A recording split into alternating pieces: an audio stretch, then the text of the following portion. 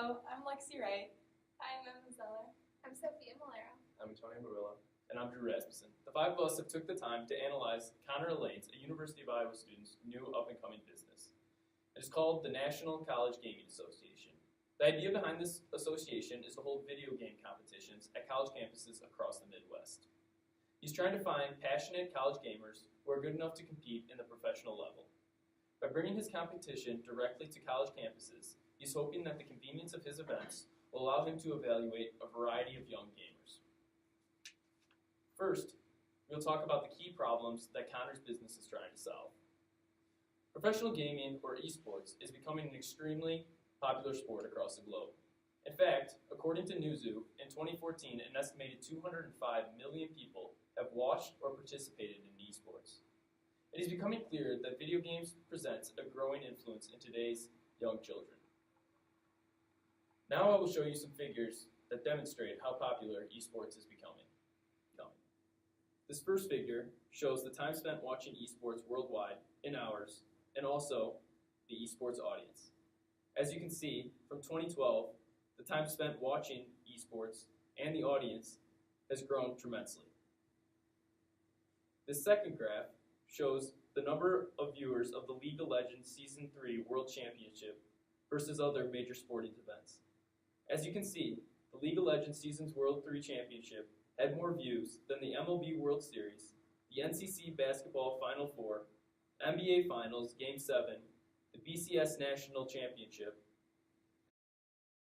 The National College Gaming Association is attempting to solve three main problems: having a minor league association to feed into the professional level, creating a structured path for talented college gamers to get used to the professional level, and holding tournaments convenient to college gamers. As esports increases in popularity, Connor is attempting to make something similar to the minor leagues in any other sport. By going to college campuses across the Midwest, Connor wants to hold yearly events and rank students based on their placements in these events. Using these results of these competitions, the players will be ranked. These rankings will be visible to professional esports recruiters, allowing the amateur gamers to be noticed by and ideally recruited by professionals. The market that Connor serves is focused on college students who are interested in competitive gaming. By creating this service, he hopes that this point system will allow talented college gamers to gain recognition. When Connor was younger, he wanted to become a professional gamer. He researched ways in which to do so, but soon realized his dreams would most likely not become a reality. Instead of losing his dreams, he decided to create this business that would help others accomplish the same dream he had. With his points ranking system, he hopes that he will be able to get top-level gamers' names out there to professionals. The last major problem that Connor's service plans to fix is hosting tournaments which are convenient to college gamers. A sophomore University of Iowa student, Reed, who has competed in high-level tournaments, said, "Oftentimes, you have to go to major cities around the United States, and it's hard to get into them without sponsors. Connor's tournaments are held at college campuses, which is convenient to students, and in fact, according to the Papa John Entrepreneurial Center, Connor successfully hosted the largest college gaming tournament in Ames, Iowa in 2012, and there were over 100 people in attendance. Also, this was one of his only first events." Competition. Major League Gaming has been a place for the gamers who want to reach their goal of becoming professional. The National Collegiate Gaming Association would like to be a stepping stone in this process and become a feeder for professional leagues. NCGA is targeting an audience of college students who game and are also looking to win cash without spending much.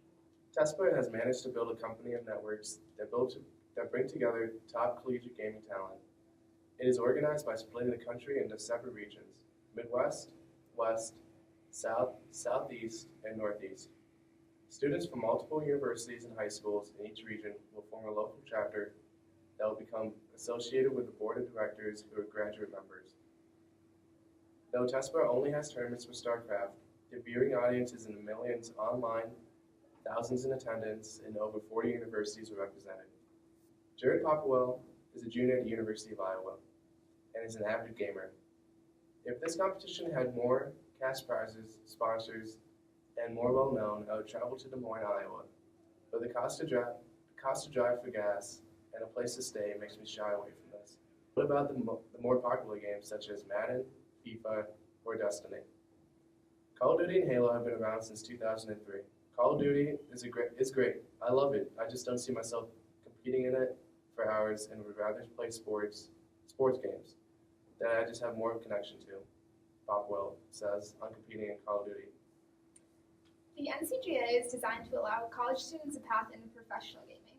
So the main market for competitors is avid gamers. There's about 20.2 million college students in the United States at any given time.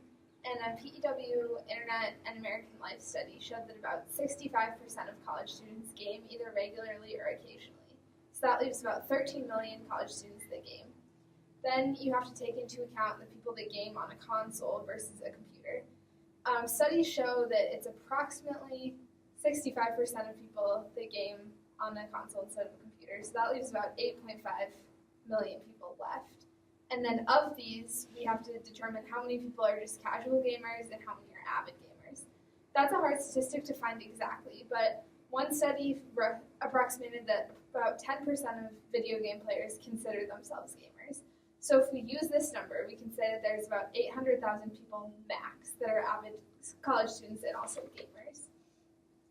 From these 800,000 people, there's a lot of other limiting factors. First of all, the NCGA only has games on Xbox, so we have to take into account the people that want to play these games.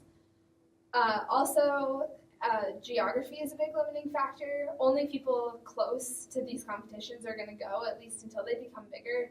People are unlikely to go all the way across the country. So there's a pretty small number of avid gamers available to go to the competitions. One way to overcome this obstacle is to open the competitions up to more casual gamers instead of just avid gamers. In addition to the competitors in the games, the NCGA also wants to advertise to people who might want to view the events either online or in person. And to get people to do this, they would need to make the events really exciting, or people would need to have some sort of a connection to the event. So advertising would be important for that. As for our business strategy, we focused on a couple main points. We focused on advertising and incentives. One of the most key components that we have to the business strategy is advertising, and for NCGA to be able to successfully market to the potential customers. They've already identified the market in which they're interested in. They just need to advertise to this market and expand that market, as well as flyers that they could pass out. Some informal advertisement is social media or word of mouth across campus. If they can get their business hyped up in loyal customer bases, then word can spread quickly about their business.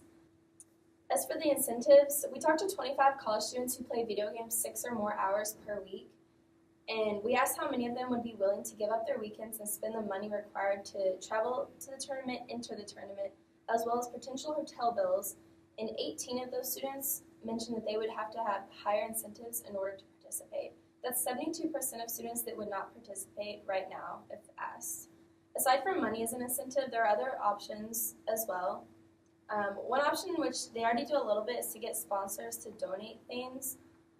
Several small items that can be given away to both players as well as people watching are energy drinks such as Red Bull or Monster, headphones for gaming, as well as NCGA apparel. Expanding on the business strategy, we also looked at the business model, and a business model is a plan implemented by a company to help generate revenue and ultimately make a profit from its operations, and included are the functions of the business as well as the revenues it generates and the expenses that arise. And the two models that we particularly analyzed were the revenue model and the cost model. So the revenue model, some of the sources of revenue that NCGA has would include competition or tournament fees. It's a $60 fee to participate in their Call of Duty campaign, as well as a $60 fee to participate in the Halo campaign, and $5 for a Super Smash Bros. Pass. Additional sources of revenue that they have also are t-shirt sales, which each style is being sold for $15, and their membership club. And some benefits that come from their membership club include receiving exposure for the club, chapter, and team, legitimizing the club in the gaming community, gaining a support system of gamers nationwide, and the opportunity of being scouted into the Pro League. Could include the venues, food, and other entertainment costs, as well as people and judges to watch over the servers, employees for setup and shutdown, and more. Advertising also comes into the cost model. Well, Connor, these are the ideas we had for you. we hope moving forward you take these ideas, implement them in your business, and move your business forward. Thank you.